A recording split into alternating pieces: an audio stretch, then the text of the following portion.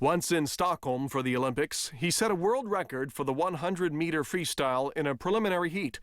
And on July 6, 1912, he won the gold medal in that event. From that moment on, Duke and Hawaii would never be the same. He is legendary and iconic from the minute he wins the Olympics, beats the world. I mean, from that second on, it's not like growing into becoming a legend. He's a legend from that second. Everybody wanted his autograph. They're great for autographs in Europe, you know. I think what Duke did, he provided us with Hawaii with an idol, which we have been lacking since the days of the monarchy. And because of his world renown as a swimmer, and the fact that people accepted him as a Hawaiian, it helped the self-conception of the people of Hawaii, and we're still important. In 1914, Duke traveled to Australia for a swimming demonstration, and on that trip he introduced the world to a sport virtually unknown outside of Hawaii.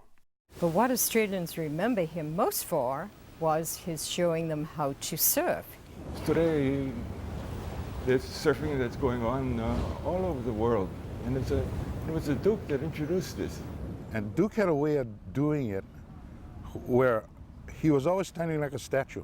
You know, he was always straight up, even when he turned. You never saw his body move.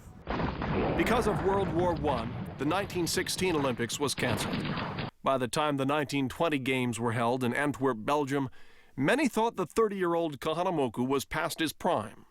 Nothing could have been further from the truth, as Duke went on to win 2 gold medals in the 100-meter freestyle and the 800-meter four-man relay.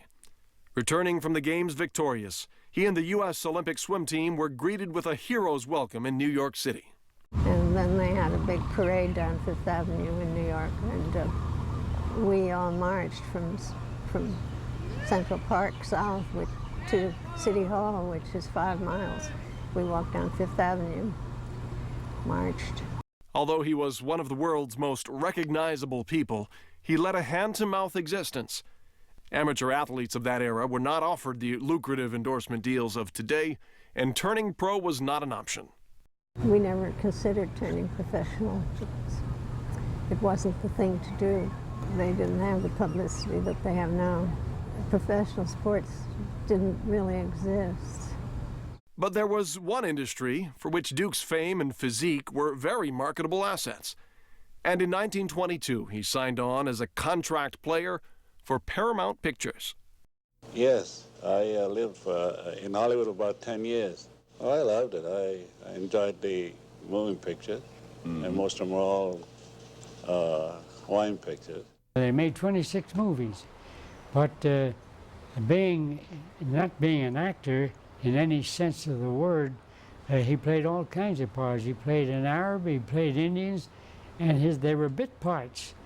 Very little talking on his part, but he was such that fantastic body of his, and also in advertising pictures he was in, his name was listed among the other actors. The name Duke Kahanamoku was a big selling point.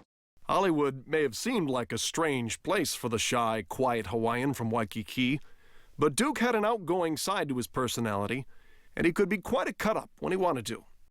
He also possessed a natural charm and charisma that won over some of the biggest stars in Hollywood. But no Hollywood script could compare to the real-life drama that occurred in June of 1925, when passengers on the SS Thelma were tossed into the pounding surf of Corona del Mar, California, where Duke happened to be surfing. Duke saved 8 guys. He'd bring 1 in on his board, then he'd bring in 2. He might get 2 or 3 on his board, and 1 would slip off. And so there were some fatalities that day, and he saved 8. The local police chief called Duke's actions that day superhuman. But Duke, true to form, shunned the spotlight. And that's one thing about my brother which I always loved, never will forget, because he was a great man. He never sat around and wait for the reporters. He just went to sleep. He told, like, well, let somebody else tell it all about it.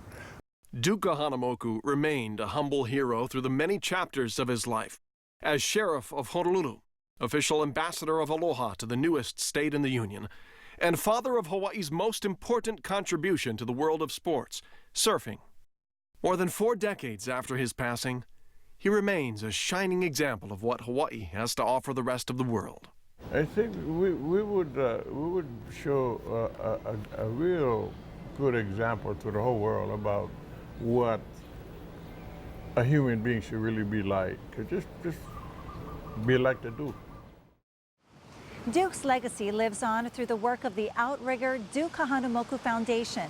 In more than 25 years, the foundation has provided well over $1 million in grants and scholarships to deserving youth in Hawaii to pursue education and sports.